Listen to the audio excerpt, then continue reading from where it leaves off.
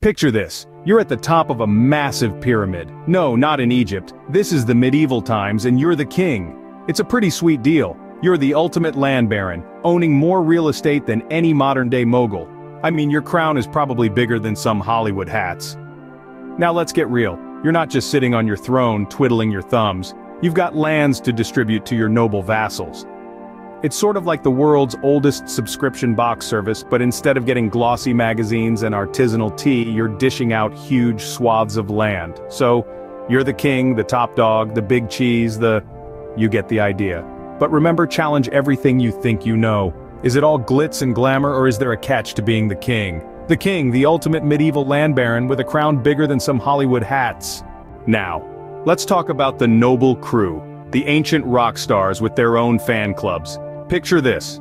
You're a noble, and every month, the king sends you a piece of land.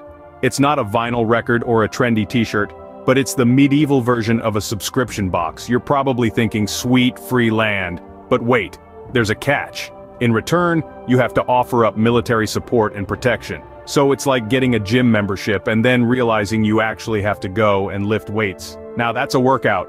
But hey, it's not all bad. Nobles also got to play landlord to the knights and peasants, which was a pretty sweet gig. But here's a controversial question. Was it fair that they got more land than a monopoly board has properties, just for being born into the right family? Remember, challenge everything you think you know. Ah, the nobles, getting more land than a monopoly board has properties. Next on the pyramid we have knights, essentially medieval bodyguards in metal onesies. Now these weren't your average security guards munching on donuts. These guys were the real deal, trading their sword skills for a slice of the real estate pie. Kind of like if your house alarm came with a free house, right? And let's not forget the armor. These guys wore more metal than a scrapyard, all to keep the noble rock stars safe. Imagine strutting around in a suit of iron all day, talk about heavy metal. Fact. Knights were the medieval equivalent of a home security system but with way more style. But here's a question to ponder. Did the knights see themselves as mere security detail, or as the shining heroes of the realm?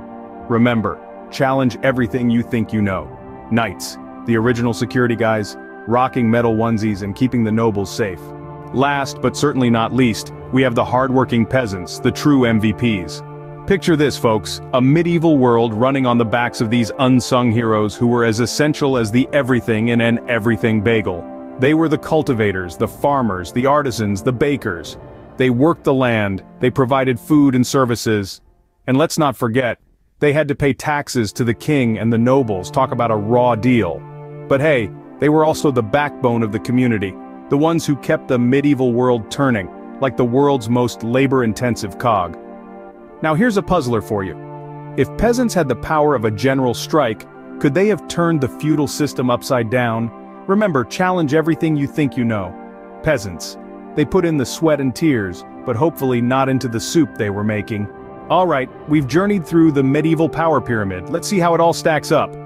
We kicked off with the king, the original big cheese, owning everything from the castle to the last crumb of bread. Makes you wonder, was it lonely at the top or just a royal blast? Then, we met the noble crew, landowners extraordinaire who got their lands like clockwork. But did they really deserve the wealth, or was it just medieval nepotism? Then, the knights, the medieval version of a security detail, all suited up in metal onesies. Who needs a gym membership when you're lugging around all that weight, right?